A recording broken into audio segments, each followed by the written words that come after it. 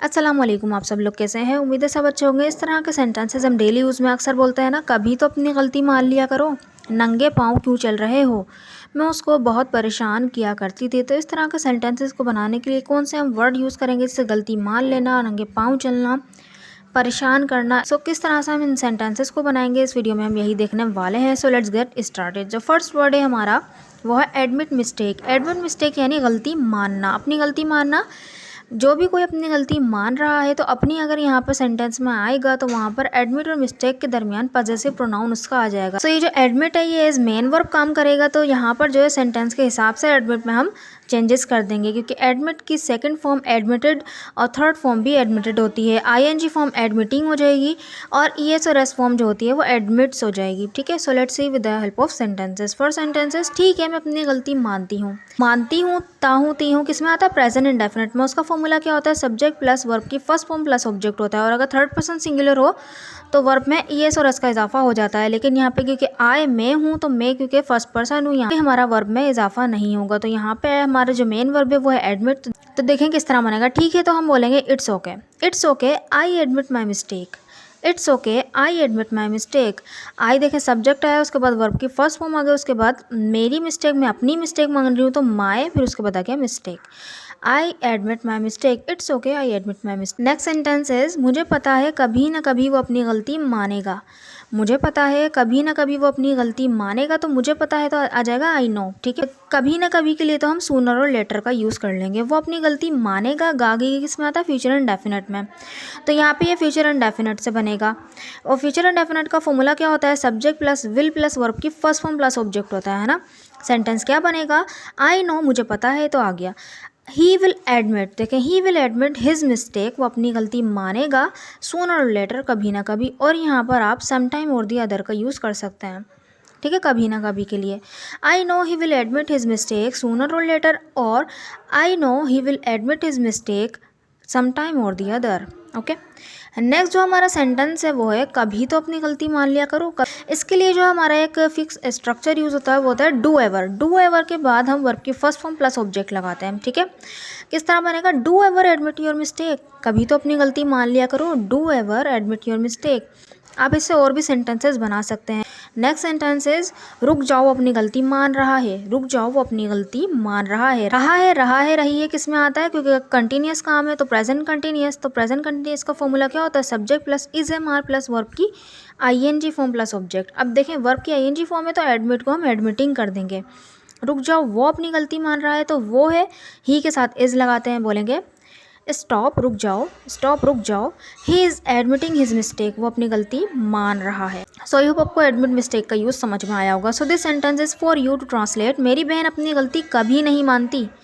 मेरी बहन अपनी गलती कभी नहीं मानती। इस सेंटेंस को बनाकर ज़रूर कमेंट बॉक्स में लिखिए। हम जो है नेक्स्ट वर्ड की तरफ बढ़ते हैं, जो कि है वॉक बेयरफुट, यानी नंगे पाँव चलना। वॉक बेयरफुट, नंगे पाँव चलना। अगर चलने की बात हो रही है तो वॉक लगा दें, और अगर सिर्फ नंगे पाँव की बात हो रही है तो बेयरफुट। ठीक है, सो इसको सेंटेंस में देखें, इस्तेमाल करते हैं। नंगे पाँव मत चलो, नंगे पाँव मत चलो।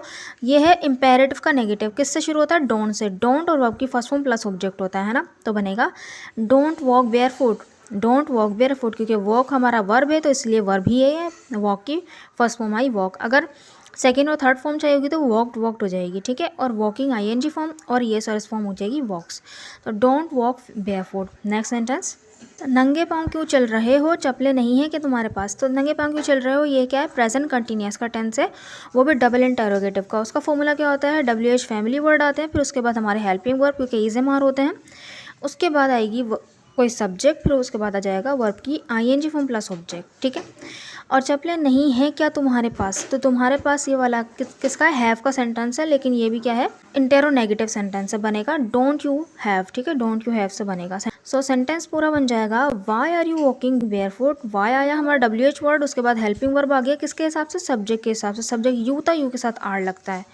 वाई आर यू और आईएनजी फॉर्म आती है, वॉक में आईएनजी लग गई, walking. Why are you walking barefoot, नंगे पाँव क्यों चल रहे हो।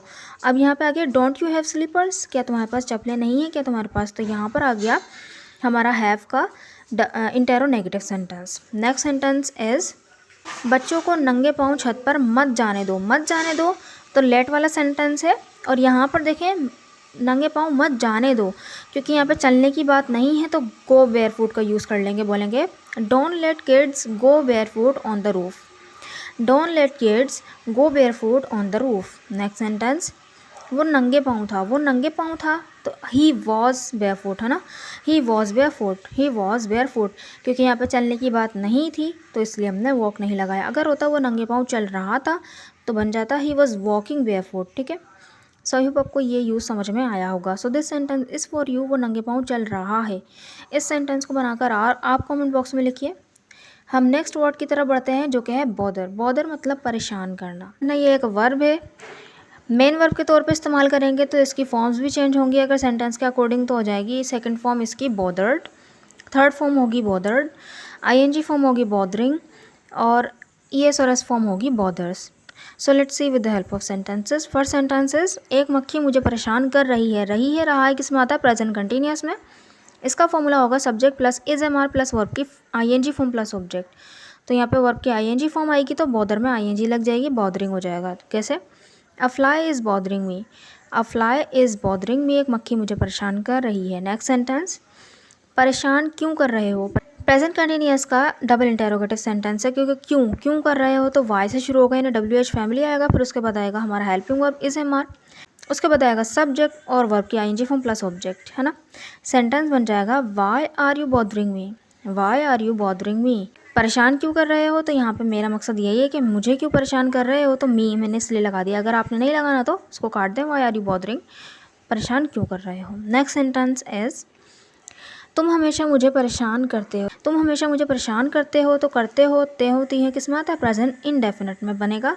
इसका फॉर्मूला क्या होता है? सब्जेक्ट प्लस वर्ब की फर्स्ट फॉर्म प्लस ऑब्जेक्ट, है ना, क्योंकि यहाँ पे यू है, यू के साथ तो वर्ब की फर्स्ट फॉर्म लगती है। अगर थर्ड पर्सन कोई सिंगुलर होता तो वर्ब में ये और इसका इजाफा हो जाता, लेकिन यहाँ नहीं होगा। यू ऑलवेज बॉदर मी, हमेशा के लिए ऑलवेज आया, ठीक है, तो मेन वर्ब से पहले ऑलवेज लगता है। यू ऑलवेज बॉदर मी, तुम हमेशा मुझे परेशान करते हो। नेक्स्ट सेंटेंस, मैं उसको बहुत परेशान किया करती थी। करती थी, कोई भी काम पास्ट में किया करती थी तो यहाँ पे यूज टू का यूज़ होगा। सेंटेंस बन जाएगा I use to bother him allot.